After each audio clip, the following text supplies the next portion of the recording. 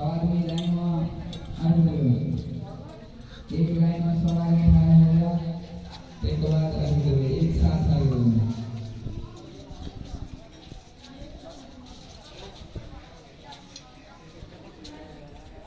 युवा में अलग में खड़े हो, सब आदमी सो जा के एक समय हो।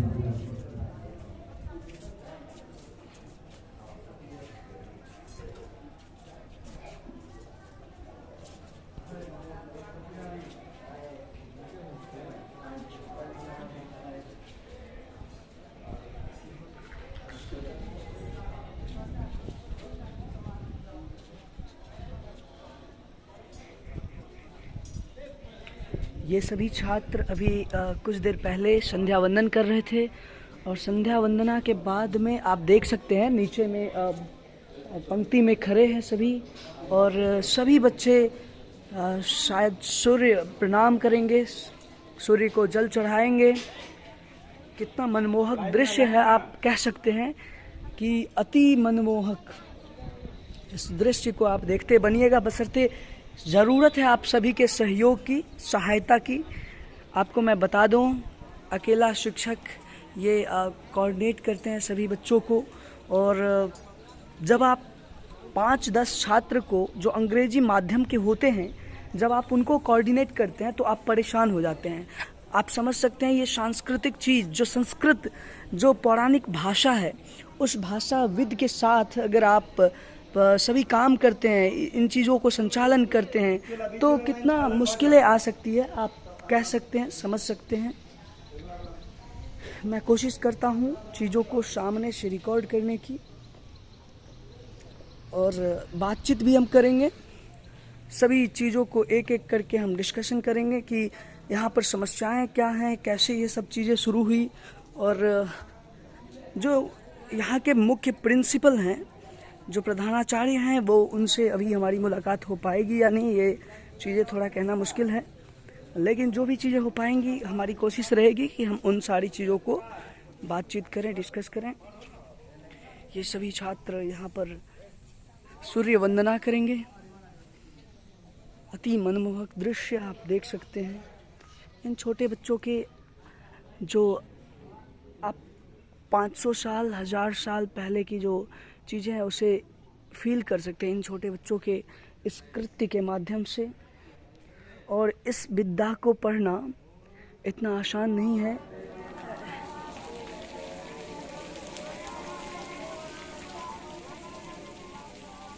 अपनी मातृभूमि को प्रणाम कर रहे हैं कुछ बच्चे, आप देखिए। छोटे छोटे बच्चे हैं, शरारती भी हैं, सभी प्रणाम करते हैं। आप देखिए, धरती माता को प्रणाम कर रहे हैं। और ये सारी व्यवस्थाएं अब देखने को बहुत कम मिलती है। अब चूँकि हम पूरे टेक्निकल वर्ल्ड में जीते हैं तो आपको लगेगा, देखिए चंदन कर रहे हैं कुछ बच्चे, अपने इस मिट्टी के से तिलक कर रहे हैं। अब संध्या वंदना का जो समय है वो ख़त्म हो जाता है और जो गुरुजी हैं उनके आदेशानुसार इनके आगे के जो कार्य होंगे वो प्रारंभ होगा। गुरुकुल में आने से आपको जो संस्कारिता होता है उसका आप चीज़ें सीख सकते हैं। ये सब कुछ आपको जीने के लिए बहुत ही ज़रूरी चीज़ें होती है, जो हम में से तकरीबन 95% जो लोग होते हैं वो इन्हें कभी समझ नहीं पाते हैं। क्योंकि हमें लगता है कि एडवांसमेंट में ही ज़िंदगी है, लेकिन एडवांसमेंट में हो सकता है आपको खुशी मिले कुछ देर के लिए, क्षणिक काल की खुशी हो, लेकिन यह सब खुशी कुछ क्षणों का होता है।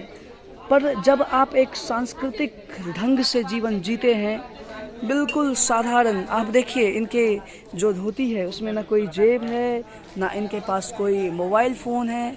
हालांकि ये सभी भी साइंस, जितने भी टेक्नोलॉजी हैं, इन चीज़ों के नॉलेज रखते हैं। चूँकि आज के समय में सारी कुछ जानकारी रहना अत्यंत आवश्यक होता है। सभी पंक्ति में लग के अपनी संध्या वंदना को समाप्त करके आगे के लिए जो प्रोसेस होंगे उस पे ये लोग जा रहे हैं। वैसे इसके बाद अभी क्या होगा? आरती। अच्छा, अब आरती का समय है। चलिए हम भी इसमें अपनी सहभागिता निभाते हैं। देखिए कितने प्यारे प्यारे बच्चे हैं, छोटे छोटे बच्चे हैं। अब संध्या वंदना तो खत्म हो गया, अब आरती होगा, है ना? अच्छा, उसके बाद हवन। अच्छा, वो सब कितना बजे समाप्त होगा? आधा घंटा। अच्छा, 1 घंटा तक लगभग लगता है। देखिए, ये सभी बच्चे जो हैं, ये सब आपके गुरु हैं। जितने भी लोग देख रहे हैं ना, इन सब के गुरु हैं आप लोग, है ना? आप हमारे भी गुरु हैं, है ना? आप कितने में पढ़ते हैं? 6। कितने दिन पहले आए हैं यहाँ पर? 1 महीना। 1 महीना हुआ है। बहुत सारे छात्र ऐसे हैं जो फिलहाल में नए नए आए हैं यहाँ पे, उन्हें बहुत सारी व्यवस्थाएं अब धीरे धीरे समझ में आ रही है। तो कहीं ना कहीं आपको मैं रसोई का दिखा दे रहा हूँ। रसोई का भी यहाँ पे जो व्यवस्थाएं हैं वो आप देख सकते हैं यहाँ पर। बाकी अब हम जो यहाँ के शिक्षक हैं उनसे बातचीत करेंगे और पूरी चीज़ों की जानकारी एक एक करके एकत्रित करने की कोशिश करेंगे। ये देखिए, ये सभी छात्र हैं, इन्हीं सब को भोजन पकाने का आप ही लोग भोजन पकाते हैं? क्या नाम है आपका? शिवशंकर कुमार पाठक। शिवशंकर कुमार पाठक। आपका नाम? कृष्ण कन्हैया मिश्रा। कृष्ण कन्हैया। अच्छा, और आपका शुभ नाम? पंकज कुमार झा। अच्छा, पंकज जी, ये भोजन आप लोग यहाँ पर पकाते हैं? कितने छात्र मिलकर के भोजन पकाते हैं? रसोई का काम 4 आदमी। 4 बच्चों का काम होता है रसोई पकाना।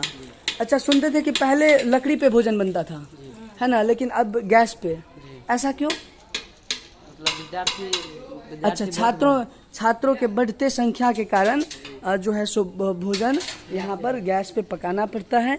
ये रसोई है, आप इस रसोई को एक बारी देख लीजिए। और ऊपर में जितने छात्र हैं उनका बुलावा है, हम अभी जस्ट पहुँच रहे हैं उनके पास। ये देखिए, ये सब्जी काट रहे हैं, इनसे भी जरा सा मिल लेते हैं। क्या नाम है आपका? सुमंत कुमार झा। सुमंत कुमार झा। अच्छा, आप सब्जी बनाते हैं, रसोई का? अच्छा, इसमें भी मुख्य या फिर कोई होता है क्या जो इसमें लीड करते हैं रसोई में? हाँ जी। अच्छा, तो आप सब में कौन लीड करते हैं? हम। अच्छा, आप हैं। और 4 छात्र आपके साथ देते हैं, सहयोगी होते हैं? 4 नहीं, 3 देते हैं। 3? अच्छा, हमको मिला के 4। अच्छा। यहाँ पर रसोई है। कहीं ना कहीं आप सभी की सहयोग की आवश्यकता है और इस सहयोग के माध्यम से आप इस संस्थान को आगे बढ़ा सकते हैं। ये हमारी सांस्कृतिक संस्थान है। यहाँ पर चीज़ें जो होती है वो पूर्ण रूप से आप कह सकते हैं कि आपके जो सभ्यता है, संस्कृति है, उसके विस्तार के ऊपर चीज़ें यहाँ पे चलती है। तो चलिए हम बात करते हैं, ऊपर पहुँचते हैं, इसके बाद जा कर के सभी से बातचीत करेंगे। क्योंकि अभी तक हालांकि मुझे आना था सवेरे 4 बजे, लेकिन थोड़ी सी दूरी होने की वजह से और कुछ व्यवस्था होने के कारण मैं थोड़ा देर पहुंचा। इनका सब कुछ जो प्रयास होता है ये 4 बजे ही शुरू हो जाती है। और अच्छा, गुरुजी को प्रणाम कर रहे हैं। अच्छा, देखिए, ये एक सिस्टम है और मैं इनका जितना आभार प्रकट करूं, मैं क्या कहूं आपको। आप जो काम कर रहे हैं, इस काम के लिए मैं आपको अनंत कोटि शुभकामनाएं देता हूं। क्योंकि इन बच्चों के जो भविष्य हैं, इनके एक अलग रूपरेखा आप तैयार कर रहे हैं, जो आज से 1000 साल पहले हमारी संस्कृति के समीप हुआ करता था।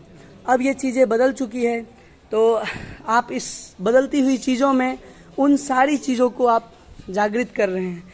छोटे छोटे बच्चे हैं और यही बच्चे जो हैं हमारे भारत के भविष्य हैं।